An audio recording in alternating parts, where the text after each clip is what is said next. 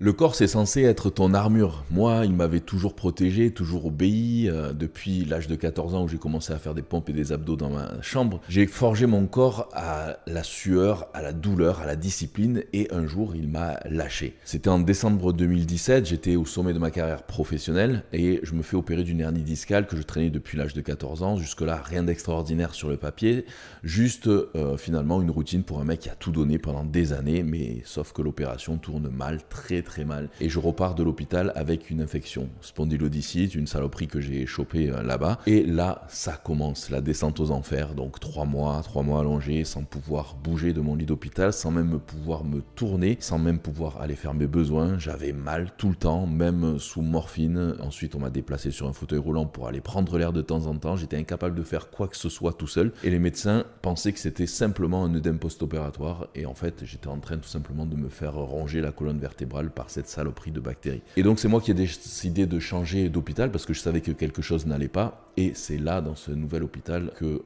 du coup ils ont trouvé l'infection. Et du coup j'ai commencé à entamer un traitement lourd sous antibiothérapie. Et forcément j'ai fait une réaction allergique violente. Donc c'est parti, hospitalisation en série, etc. Donc j'étais bloqué finalement dans mon propre corps, moi qui étais à la base carré, sec, discipliné, prêt à tout. Je pouvais même plus mettre mes chaussettes, évidemment, tout seul. Je pouvais plus rien faire du tout seul. Et là, forcément, oui, j'ai douté fortement et je me suis dit, ça y est, c'est fini. Pas seulement le sport, la scène, évidemment, oublie.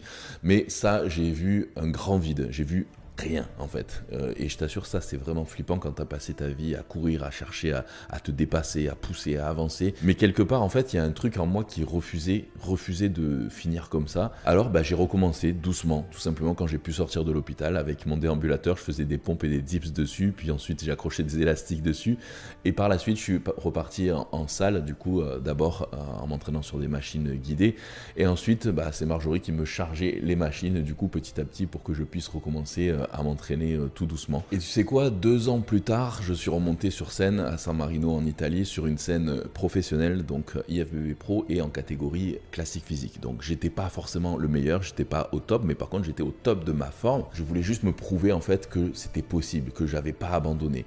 Et ce jour-là, j'ai compris un truc, c'est que ton corps il peut te trahir, ta motivation elle peut flancher aussi, mais si t'as un pourquoi assez fort, alors tu reviens toujours.